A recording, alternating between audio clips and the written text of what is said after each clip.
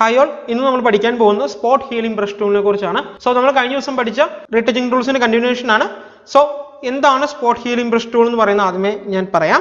Okay, so spot healing brush tool is used to remove any kind of blemishes from our image. നമ്മുടെ ഇമേജിനകത്ത് വരുന്ന എന്തെങ്കിലും ഒരു damaged area remove ചെയ്യാൻ വേണ്ടിയിട്ട് നമുക്ക് എന്ത് യൂസ് ചെയ്യാൻ പറ്റും? Spot healing brush tool use ചെയ്യാൻ പറ്റും.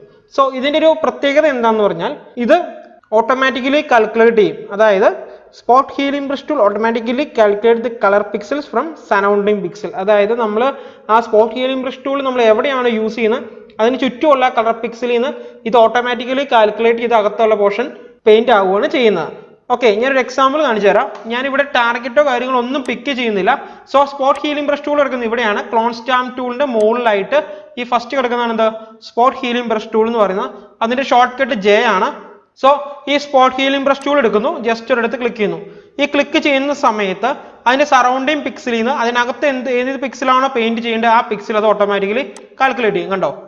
ഓക്കെ, ഇപ്പൊ ഞാൻ ഈ ഒരു ഏരിയ ക്ലിക്ക് ചെയ്യുമ്പോൾ ആ ടൂള് അതിന്റെ ചുറ്റുമുള്ള കളർ പിക്സലിൽ നിന്ന് ഇതിനകത്തേക്ക് ഫില്ല് ചെയ്യേണ്ട കളർ പിക്സലുകൾ ഏതാണെന്നുള്ളത് ഓട്ടോമാറ്റിക്കലി കാൽക്കുലേറ്റ് ചെയ്ത് ഫില്ല് ചെയ്ത് വരുവാണ് ചെയ്യുന്നത്. സോ നമുക്ക് ഇവിടെ എന്ത് വേണ്ട? നമുക്കൊരു ടാർഗറ്റ് പിക്ക് ചെയ്യേണ്ട ഒരു ആവശ്യം വരില്ല. സോ അതാണ് ഈ ഒരു ടൂളിന്റെ ഒരു അഡ്വാൻറ്റേജ് എന്ന് പറയുന്നത്.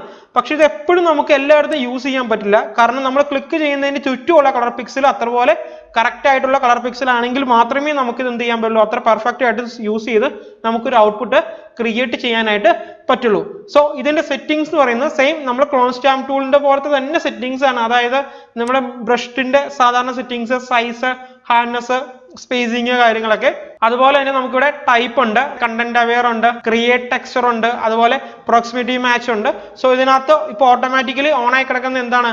കണ്ടന്റ് അവെയർ എന്നുള്ള ആ ഒരു ടൂളാണ്, അല്ലെങ്കിൽ ആ ഒരു പ്രോപ്പർട്ടിയാണ് ഇവിടെ എന്ത് ചെയ്യുന്നത്? ഓപ്പൺ ആയി കിടക്കുന്നത്. സോ അതിനുശേഷം ഇവിടെ വരുന്ന എന്താണ്?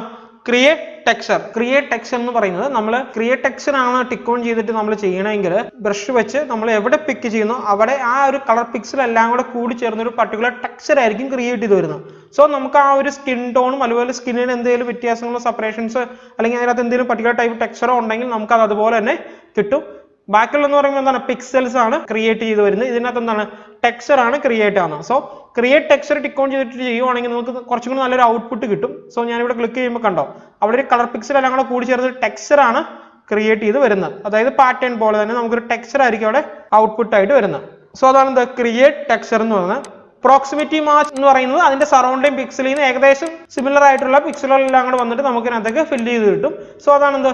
പ്രോക്സിമിറ്റി മാച്ച് എന്ന് പറയുന്നത്. നമുക്ക് ഒന്നിലെ കണ്ടന്റ് അവെയർ യൂസ് ചെയ്യാം, അല്ലെങ്കിൽ ക്രിയേറ്റ് ടെക്സ്ചർ യൂസ് ചെയ്യാം. ഇത് രണ്ടുമായിരിക്കും നല്ലൊരു ഔട്ട്പുട്ട് കിട്ടുന്നത്. കാരണം കണ്ടന്റ് അവെയർ ആണെങ്കിൽ നമ്മൾ ഓൾറെഡി പഠിച്ചതാണ്.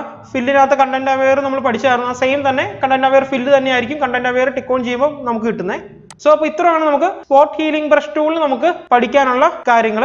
അപ്പം ഈ സ്പോട്ട് ഹീലിംഗ് ബ്രഷ് ടൂൾ നമുക്ക് കുറച്ചും കൂടെ എളുപ്പമാണ് യൂസ് ചെയ്യാൻ. ക്ലോൺ സ്റ്റാമ്പ് ടൂൾ പോലെ നമ്മൾ ഓൾട്ട് പ്രസ് ചെയ്ത് ടാർഗറ്റ് പിക്ക് ചെയ്യേണ്ട ആവശ്യമൊന്നും ഇതിനകത്ത് വരുന്നില്ല. അപ്പോൾ നമുക്ക് പിന്നെ കുറച്ചും കൂടെ ഒരു അഡ്വാൻസ് ആയിട്ടുള്ള കുറച്ച് സെറ്റിംഗ്സ് കാര്യങ്ങളൊക്കെ നമുക്ക് സ്പോട്ട് ഹീലിംഗ് ബ്രഷ് ടൂളിൽ കിട്ടുന്നുണ്ട്.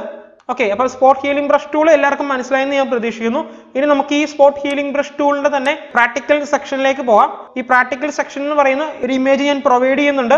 സോ ആ ഇമേജിനെ എന്ത് ചെയ്യുക? നിങ്ങളൊന്ന് സ്പോട്ട് ഹീലിംഗ് ബ്രഷ് ടൂൾ ഉപയോഗിച്ച് ഹീൽ ചെയ്തെടുക്കുക. ഹീൽ ചെയ്ത് ഇതിനകത്തുള്ള ഈ പറയുന്ന എന്തെങ്കിലും ഡോട്ടുകളോ കാര്യങ്ങളോ ഒക്കെ ഉണ്ടെങ്കിൽ എന്ത് ചെയ്യുക? മൊത്തം റിമൂവ് ചെയ്ത് പെർഫെക്റ്റ് ആക്കി എടുക്കുക. സോ അതാണ് ഈ സ്പോട്ട് ഹീലിംഗ് ബ്രഷ് ടൂളിന്റെ പ്രാക്ടിക്കൽ ആയിട്ട് വരുന്നത്. അപ്പോൾ നിങ്ങൾ ചെയ്യേണ്ടത് നിങ്ങൾ കണ്ടന്റ് അവെയറും ക്രിയേറ്റ് ടെക്സ്ചറും മാറ്റിയിട്ട് യൂസ് ചെയ്ത് പഠിക്കുക കേട്ടോ. ഒന്ന് കണ്ടന്റ് അവെയർ മാത്രം വെച്ച് ചെയ്ത് പഠിക്കരുത്, ക്രിയേറ്റ് ടെക്സ്ചർ വെച്ചിട്ടും ചെയ്ത് പഠിക്കുക. ഓക്കെ, അങ്ങനെയാണെങ്കിൽ നിങ്ങൾക്ക് ആ ഒരു ടൂള് കാര്യങ്ങളെല്ലാം നമുക്ക് കറക്റ്റ് ആയിട്ട് മനസ്സിലാവുള്ളൂ. സോ അതും നല്ല പെർഫെക്റ്റ് ആയിട്ട് നിങ്ങൾ ചെയ്ത് പഠിക്കണം കേട്ടോ.